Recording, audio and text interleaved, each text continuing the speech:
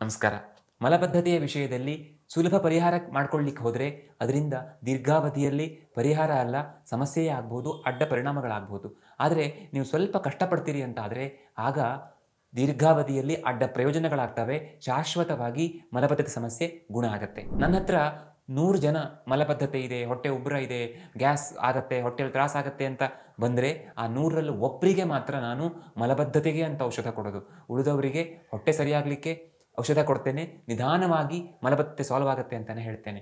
ಹಾಗಾಗಿ ಇವತ್ತು ನಾನು double A, double F, double M method ಹೇಳ್ಕೊಡ್ಲಿಕ್ಕಿದ್ದೇನೆ. ಅದನ್ನು ಸರಿಯಾಗಿ ಫಾಲೋ ಮಾಡಿದ್ರೆ ಶಾಶ್ವತವಾಗಿ ಮಲಬದ್ಧತೆ ಸಮಸ್ಯೆ ಗುಣ ಆಗುತ್ತೆ. ಜೊತೆಗೆ ಇದರಿಂದ ಅಡ್ಡ ಪ್ರಯೋಜನಗಳು ತುಂಬ ಚೆನ್ನಾಗಾಗ್ತವೆ. ಇಡೀ ದೇಹದ ಮತ್ತು ಮನಸ್ಸಿನ ಆರೋಗ್ಯ ಚೆನ್ನಾಗಿರಲಿಕ್ಕೆ ಸಾಧ್ಯ ಆಗುತ್ತೆ. ಮಲಬದ್ಧತೆಗೆ ಏನೇನು ಮಾಡಬೇಕು ಅನ್ನೋ ತಿಳ್ಕೊಳ್ಳೋ ಮೊದಲು ನಮಗೆ ಸ್ವಲ್ಪ ಮಟ್ಟಿಗಾದರೂ ಮಲಬದ್ಧತೆ ಯಾಕಾಗತ್ತೆ ಅನ್ನೋದು ಗೊತ್ತಿರಬೇಕು. ಆಗ ನಿಮಗೆ ನೀವು ಅಂದಾಜು ಮಾಡ್ಕೊಳ್ಳಿಕ್ಕಾಗತ್ತೆ, ನನಗೆ ಯಾಕೆ ಮಲಬದ್ಧತೆ ಆಗ್ತಾ ಇರ್ಬೋದು ಅಂತ.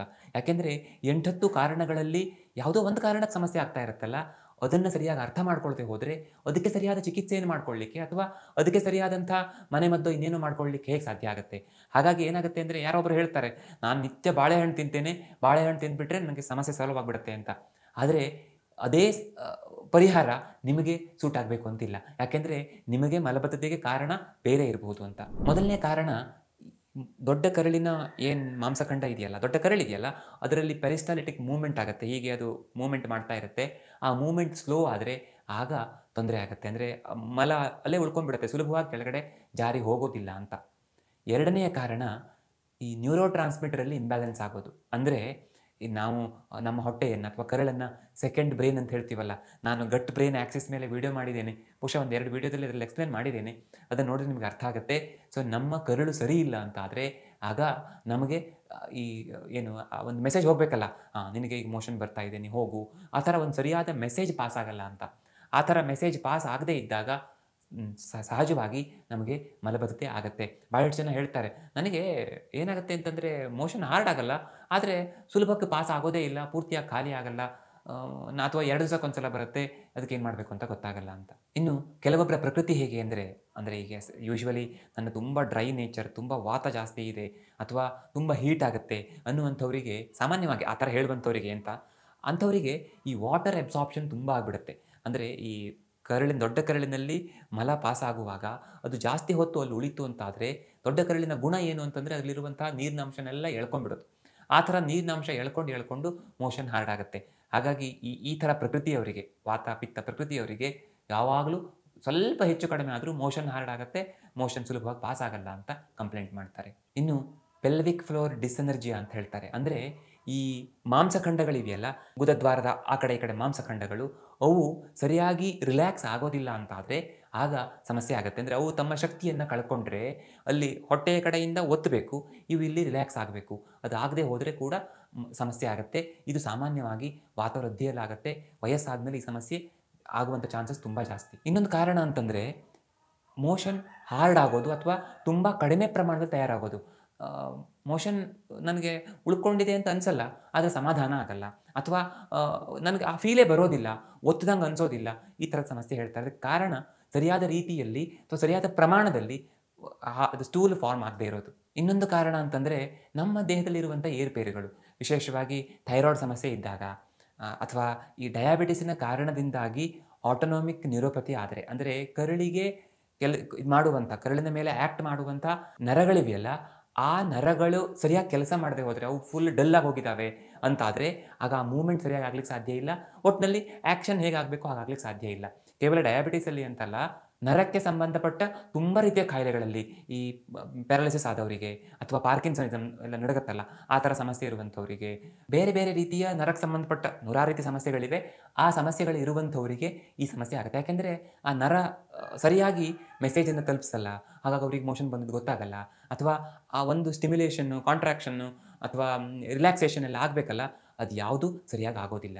ಇನ್ನು ಈ ಗಟ್ ಬಯೋಮ್ ಇಂಬ್ಯಾಲೆನ್ಸ್ ಅಂತ ಹೇಳ್ತಾರೆ. ಅಂದರೆ ನಾನು ತುಂಬ ಸಾರಿ ಹೇಳಿದ್ದೀನಲ್ಲ, ನಮ್ಮ ಕರುಳಿನಲ್ಲಿರುವಂಥ ಒಳ್ಳೆ ಬ್ಯಾಕ್ಟೀರಿಯಾ ಕಡಿಮೆ ಆಗಿ ಕೆಟ್ಟ ಬ್ಯಾಕ್ಟೀರಿಯಾ ಜಾಸ್ತಿ ಆಗೋದು. ಒಟ್ಟಲ್ಲಿ ಆ ಕರುಳಿನ ವಾತಾವರಣ ಹಾಳಾಗಿ ಹೋದರೆ ಕೂಡ ಈ ಥರ ಆಗುತ್ತೆ.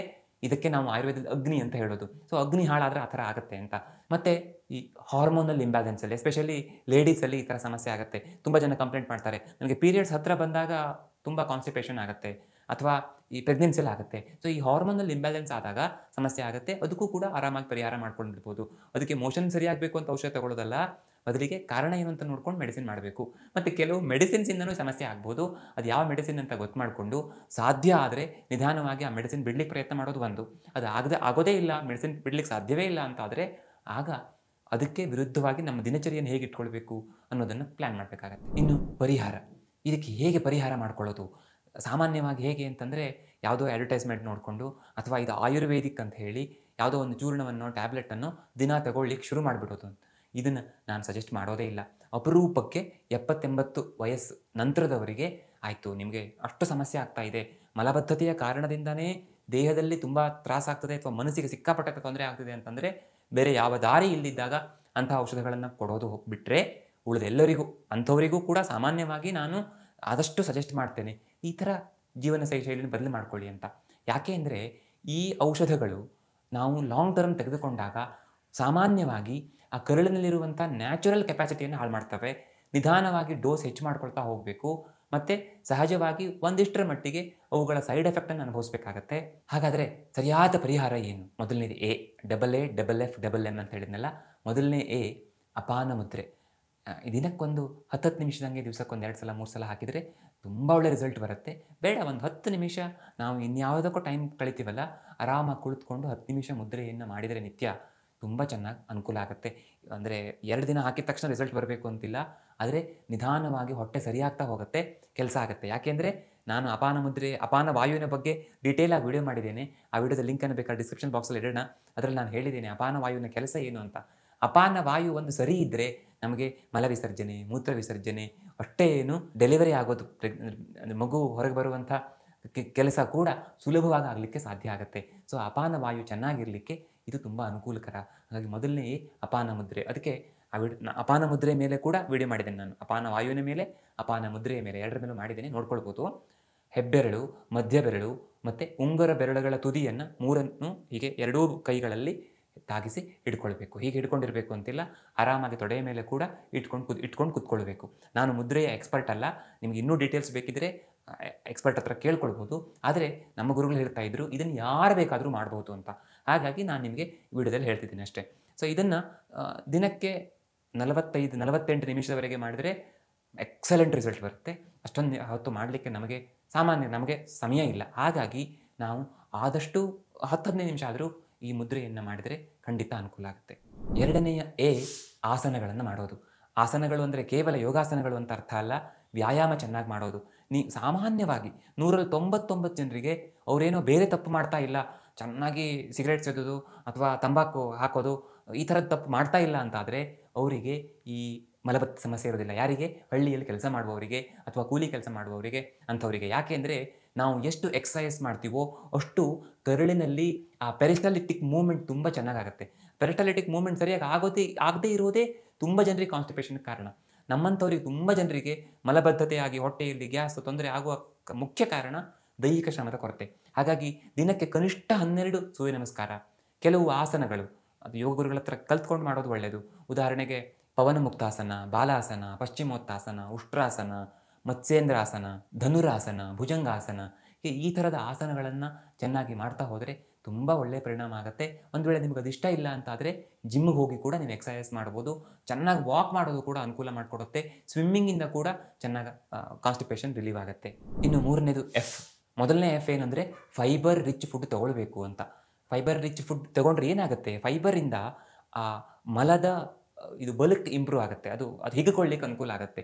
ಇದರಿಂದಾಗಿ ಮೂಮೆಂಟ್ ಚೆನ್ನಾಗಾಗುತ್ತೆ ಮತ್ತು ಕರುಳಿನಲ್ಲಿರುವಂಥ ದೊಡ್ಡ ಕರುಳಿನಿರುವಂಥ ನರಗಳಿಗೆ ಚೆನ್ನಾಗಿ ಮೆಸೇಜ್ ಕೊಡಲಿಕ್ಕೆ ಅನುಕೂಲ ಆಗುತ್ತೆ. ಆ ಸೆನ್ಸಿಟಿವಿಟಿ ಜಾಸ್ತಿ ಆಗುತ್ತೆ.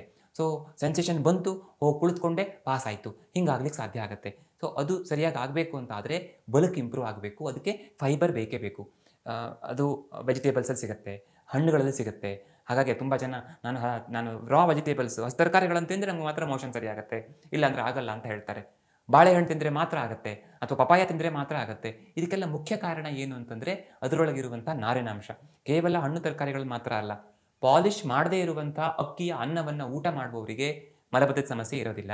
ಯಾಕೆ ಅಂದರೆ ಪಾಲಿಷ್ ಆಗದೇ ಇರುವಂಥ ಅಕ್ಕಿಯ ಹೊರಗಿನ ಪದರ ಇದೆಯಲ್ಲ, ಅದರಲ್ಲಿ ಫೈಬರ್ ಚೆನ್ನಾಗಿ ಸಿಗುತ್ತೆ.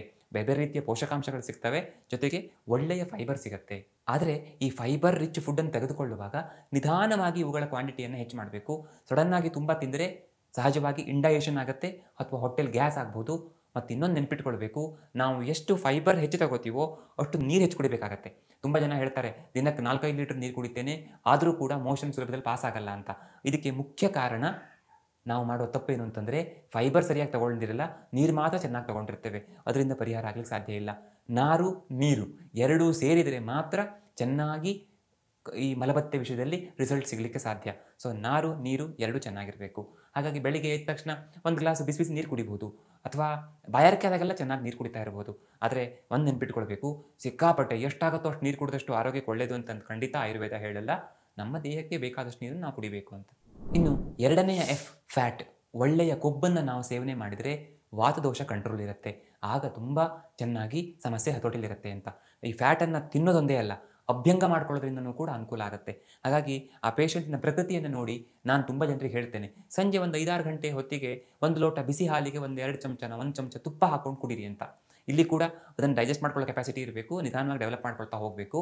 ಸೊ ಆ ಥರ ಮಾಡೋದ್ರಿಂದ ವಾತದೋಷ ಕಂಟ್ರೋಲ್ ಆಗಲಿಕ್ಕೆ ಅನುಕೂಲ ಆಗುತ್ತೆ, ಸುಲಭವಾಗಿ ಮೋಷನ್ ಪಾಸ್ ಆಗಲಿಕ್ಕೆ ಸಾಧ್ಯ ಆಗುತ್ತೆ. ಹರಳೆಣ್ಣೆ ಕುಡಿಯೋದು ಅದು ಸ್ಟಿಮ್ಯುಲೆಂಟ್ ಕೂಡ, ಯಾಕೆಂದರೆ ಅದು ತುಂಬ ಸ್ಟ್ರಾಂಗ್ ಸ್ಟಿಮ್ಯುಲೆಂಟ್ ಆಗಿರೋದ್ರಿಂದ ಮೋಷನ್ ಪಾಸ್ ಆಗುತ್ತೆ. ಅದು ಅಷ್ಟೇ ಅಲ್ಲ, ಅದು ವಾತದೋಷವನ್ನು ಕೂಡ ಕಂಟ್ರೋಲ್ ಮಾಡುತ್ತೆ. ಹಾಗಾಗಿ ಶಾಶ್ವತ ಅಂದರೆ ತುಂಬ ಲಾಂಗ್ ಟರ್ಮ್ ಅದರಿಂದ ಪರಿಹಾರ ಆಗಲಿಕ್ಕೆ ಸಾಧ್ಯ ಆಗುತ್ತೆ. ಸೊ ಅದೇನೇ ಇರಲಿ, ನಾವು ಒಳ್ಳೆಯ ಫ್ಯಾಟ್ ಅಂದರೆ ಹಾಲು, ಬೆಣ್ಣೆ, ತುಪ್ಪ, ಎಣ್ಣೆ ಇವುಗಳನ್ನು ಸ್ವಲ್ಪ ಚೆನ್ನಾಗಿ ಸೇವನೆ ಮಾಡ್ತಾ ಹೋದರೆ ಸುಲಭವಾಗಿ ಮೋಷನ್ ಆಗಲಿಕ್ಕೆ ಯಾಕೆ ಅನುಕೂಲ ಆಗುತ್ತೆ ಅಂತಂದರೆ ವಾತ ಕಂಟ್ರೋಲಿಗೆ ಬರಬೇಕು. ಇನ್ನೊಂದು ಎಮ್ ಅಂದರೆ ಮೆಡಿಟೇಷನ್. ಮೆಡಿಟೇಷನ್ಗೂ ಮಲಬದ್ಧತೆಗೂ ಎಲ್ಲಿನ ಸಂಬಂಧ ಅಂತ ನೀವು ಕೇಳ್ಬೋದು. ಆದರೆ ತುಂಬ ದೊಡ್ಡ ಸಂಬಂಧ ಇದೆ. ನಾನು ತುಂಬ ಜನರಿಗೆ ಹೇಳ್ತೇನೆ, ಸ್ವಲ್ಪ ಪ್ರಾಣಾಯಾಮ ಮಾಡಿ ಅಥವಾ ಡೀಪ್ ಬ್ರೀದಿಂಗ್ ಎಕ್ಸಸೈಸ್ ಮಾಡಿ. ಆರಾಮಾಗಿ ಫ್ರೀ ಇದ್ದಾಗೆಲ್ಲ ಕುಳಿತುಕೊಂಡು ಎಷ್ಟೇ ಸ್ಟ್ರೆಸ್ ಇರಲಿ, ಏನೇ ಆಗಿರಲಿ, ನಿಧಾನ ಉಸಿರಾಟ ಮಾಡಲಿಕ್ಕೆ ಪ್ರಯತ್ನ ಮಾಡಿ ಅಂತ. ಇಲ್ಲಿ ಇತ್ತೀಚೆಗೆ ಈ ವೇಗಸ್ ನರ್ವ್ದು ಇಂಪಾರ್ಟೆನ್ಸ್ ತುಂಬ ಅರ್ಥ ಆಗಿದೆ. ಮತ್ತು ಈ ಚಕ್ರಗಳು ಅಥವಾ ಮೆಡಿಟೇಷನ್ ಅಥವಾ ಪ್ರಾಣಾಯಾಮ, ಡೀಪ್ ಬ್ರೀದಿಂಗ್ ಇವುಗಳಿಗೂ ವೇಗಸ್ ನರ್ವ್ಗೂ ಇರುವಂಥ ಸಂಬಂಧವನ್ನು ತುಂಬ ಜನ ಕಂಡುಕೊಳ್ತಾ ಇದ್ದಾರೆ. ಎಸ್ಪೆಷಲಿ ನಾವಲ್ಲ, ವೆಸ್ಟರ್ನ್ ಕಂಟ್ರೀಸಲ್ಲಿ ಅವರು ತುಂಬ ಅದ್ರ ಬಗ್ಗೆ ಮಾತಾಡ್ತಾ ಇದ್ದಾರೆ. ಸೊ ಅದು ಏನು ಮಾಡುತ್ತೆ ಅಂತಂದರೆ ವೇಗಸ್ ನರ್ವನ್ನು ಸರಿ ಮಾಡುತ್ತೆ, ಮೋಷನ್ ಈಸಿ ಆಗ್ಲಿಕ್ಕೆ ಪಾಸ್ ಆಗ್ಲಿಕ್ಕೆ ಸಾಧ್ಯ ಆಗುತ್ತೆ. ಯಾಕೆಂದರೆ ವೇಗಸ್ ನರ್ವ್ ಮೆದುಳಿನಿಂದ ಶುರುವಾಗಿ ದೊಡ್ಡ ಕರಳುವರೆಗೂ ಕೂಡ ಅದು ಕಂಟಿನ್ಯೂ ಆಗುತ್ತೆ. ಆ ವೇಗಸ್ ನರ್ವ್ ಸರಿ ಇದ್ದರೆ ಅರ್ಧ ದೇಹ ಸರಿ ಇದ್ದ ಹಾಗೆ, ಅಥವಾ ನಮ್ಮ ಡೈಜೆಷನ್ ಪೂರ್ತಿ ಸರಿಯಾಗಿದ್ದ ಹಾಗೆ. ಹಾಗಾಗಿ ಅದು ಚೆನ್ನಾಗಿರಬೇಕು ಅಂದರೆ, ಮತ್ತು ಈ ಮೆಡಿಟೇಷನಿಂದ ನಮ್ಮ ಸ್ಟ್ರೆಸ್ ಲೆವೆಲ್ ಕಡಿಮೆ ಮಾಡ್ಕೊಳ್ಳೋದ್ರಿಂದ ಕರುಳಿನ ವಾತಾವರಣ ಚೆನ್ನಾಗುತ್ತೆ. ನಾನು ಯಾಕೆ ಹೇಳಿದೆ ಅಂತಂದರೆ ಗಟ್ ಬ್ರೈನ್ ಆ್ಯಕ್ಸಿಸ್ ಬಗ್ಗೆ ಹೇಳಿದ್ನಲ್ಲ, ಅದರಲ್ಲಿ ಕೂಡ ನಾವು ಸ್ಟ್ರೆಸ್ ಎಷ್ಟು ಹೆಚ್ಚಾಗುತ್ತೋ ಅಷ್ಟು ನಮ್ಮ ಕರುಳು ಹಾಳಾಗುತ್ತೆ. ಹಾಗಾಗಿ IBS ಸಮಸ್ಯೆಗಳು ಬರ್ತವೆ. ಅದು ಆಗಬಾರ್ದು ಅಂತಾದರೆ ಸ್ಟ್ರೆಸ್ ಲೆವೆಲ್ ಕಡಿಮೆ ಇರಬೇಕು. ಅದು ಕಡಿಮೆ ಇರಲಿಕ್ಕೆ ಡೀಪ್ ಬ್ರೀದಿಂಗ್ ತುಂಬ ಚೆನ್ನಾಗಿ ಕೆಲಸ ಮಾಡುತ್ತೆ, ಮೆಡಿಟೇಷನ್ ಅದ್ಭುತವಾಗಿ ಕೆಲಸ ಮಾಡುತ್ತೆ. ಇನ್ನು ಕೊನೆಯದು ಎಮ್, ಇದು ಯಾವುದರಿಂದನೂ ಪರಿಹಾರ ಆಗಲಿಲ್ಲ ಅಂತಾದರೆ, ವಾತದೋಷ ಅಷ್ಟು ಪ್ರಬಲವಾಗಿದೆ ಅಂತಾದರೆ ಆಗ ಮಾತ್ರಾಬಸ್ತಿ ಚಿಕಿತ್ಸೆಯನ್ನು ಮಾಡ್ಕೊಳ್ಬೇಕಾಗತ್ತೆ. ಕೊನೆಯ ಎಮ್ ಇದು. ಮಾತ್ರಾಬಸ್ತಿ ಅಂತಂದರೆ ಎನಿಮಾ ಥರ ಕೊಡುವಂಥ ಟ್ರೀಟ್ಮೆಂಟ್, ವೆರಿ ಸಿಂಪಲ್ ಟ್ರೀಟ್ಮೆಂಟ್. ಮಾತ್ರಾಬಸ್ತಿ ಅಂದರೆ ಮಾತ್ರಾಬಸ್ತಿ ಒಂದೇ ಅಲ್ಲ, ಇವನ್ ಯೋಗ ಬಸ್ತಿ ಅಂತೆಲ್ಲ ಬರುತ್ತೆ. ಸೊ ಅದನ್ನು ನಿಮಗೆ ಆಯುರ್ವೇದ ಎಕ್ಸ್ಪರ್ಟ್ ಅಥವಾ ಪಂಚಕರ್ಮ ಎಕ್ಸ್ಪರ್ಟ್ ಕೊಡ್ತಾರೆ. ಈ ಬಸ್ತಿ ಚಿಕಿತ್ಸೆಯನ್ನು ಮಾಡ್ಕೊಳ್ಳೋದ್ರಿಂದ ವಾತದೋಷ ಚೆನ್ನಾಗಿ ಕಂಟ್ರೋಲ್ ಆಗುತ್ತೆ. ಮತ್ತು ಅದು ಆ ಕರುಳು ಮುಖ್ಯವಾಗಿ ದೊಡ್ಡ ಕರುಳು ಮತ್ತು ಸುತ್ತಮುತ್ತಲಿನ ಎಲ್ಲ ಅಂಗಗಳಿಗೆ ಶಕ್ತಿಯನ್ನು ಕೊಡುತ್ತೆ. ಅಷ್ಟೇ ಅಲ್ಲ, ಇಡೀ ದೇಹಕ್ಕೆ ಶಕ್ತಿ ಕೊಡುತ್ತೆ. ಇಡೀ ದೇಹದ ಪ್ರತಿ ಜೀವಕೋಶದ ಮೇಲೂ ಒಳ್ಳೆಯ ಪರಿಣಾಮ ಉಂಟು ಮಾಡುತ್ತೆ. ಆದರೆ ಮುಖ್ಯವಾಗಿ ಇದರ ಮೇಲೆ ಕೆಲಸ ಮಾಡುತ್ತೆ. ಇದು ಎನಿಮಾ ಅಂದರೆ ಮೋಷನ್ ಕ್ಲೀನ್ ಆಗಲಿಕ್ಕೆ ಕೊಡುವಂಥ ಎನಿಮಾ ಅಲ್ಲ, ಮೂಲ ಕಾರಣ ಸರಿಯಾಗಲಿಕ್ಕೆ ಕೊಡುವಂಥ ಎನಿಮಾ. ಅಂದರೆ ನಾನು ಯಾಕೆ ಮಾತ್ರಾಬಸ್ತಿ ಸ್ಪೆಸಿಫಿಕ್ ಆಗಿ ಹೇಳಿದೆ ಅಂತಂದರೆ, ಬೇರೆ ರೀತಿಯ ಪಂಚಕರ್ಮ ಚಿಕಿತ್ಸೆಗಳನ್ನು ಮಾಡಿಕೊಳ್ಳುವಾಗ ಸ್ವಲ್ಪ ಹೆಚ್ಚು ಪಥ್ಯ, ಹೆಚ್ಚು ಕಷ್ಟ, ಹೆಚ್ಚು ನಿಯಮಗಳನ್ನು ಫಾಲೋ ಮಾಡಬೇಕಾಗತ್ತೆ. ಆದರೆ ಮಾತ್ರಾಬಸ್ತಿ ಅಷ್ಟೊಂದಿಲ್ಲ, ಒಂದಿಷ್ಟು ಮಟ್ಟಿಗೆ ಮಾಡಿದ್ರೆ ಸಾಕಾಗುತ್ತೆ. ಮತ್ತು ಮಾತ್ರಾಬಸ್ತಿಯನ್ನು ಹುಟ್ಟಿದ ಮಗುವಿನಿಂದ ಹಿಡಿದು 100 ವರ್ಷ ವಯಸ್ಸಾದವರವರೆಗೆ ಬಹುತೇಕ ಎಲ್ಲರಿಗೂ ಕೊಡಲಿಕ್ಕೆ ಸಾಧ್ಯ ಆಗುತ್ತೆ. ಇದು ವೆರಿ ಸಿಂಪಲ್ ಟ್ರೀಟ್ಮೆಂಟ್. ಇದನ್ನು ವರ್ಷಕ್ಕೊಂದು 2-3 ಬಾರಿ ಆದರೂ ನಾವು ತೆಗೆದುಕೊಂಡ್ರೆ ನಮಗೆ ಖಂಡಿತ ಅದ್ಭುತವಾದ ಪರಿಣಾಮ ಸಿಗುತ್ತೆ ಅಂತ. ಆದರೆ 100ರಲ್ಲಿ ಕನಿಷ್ಠ 85% ಜನರಿಗೆ ನಾನು ಆಗ ಹೇಳಿದ AA, AA, FF, ಎಮ್ಮಿಂದನೇ ಪರಿಹಾರ ಆಗುತ್ತೆ. ಒಂದು ವೇಳೆ ಅದು ಆಗಲಿಲ್ಲ ಅಂದರೆ ಅವುಗಳೆಲ್ಲವುಗಳ ಜೊತೆಗೆ ಈ ಕೊನೆಯ ಎಮ್ಮನ್ನು, ಮಾತ್ರಾಬಸ್ತಿಯನ್ನು ಕೂಡ ಆ್ಯಡ್ ಮಾಡ್ಕೊಳ್ಬೇಕಾಗತ್ತೆ ಅಂತ. ನಿಮ್ಮ ಅಭಿಪ್ರಾಯಗಳನ್ನು ಕಮೆಂಟ್ ಮಾಡಿ ತಿಳಿಸಿ. ಮುಂದಿನ ವಿಡಿಯೋದಲ್ಲಿ ಮತ್ತೆ ಸಿಗೋಣ. ಧನ್ಯವಾದ.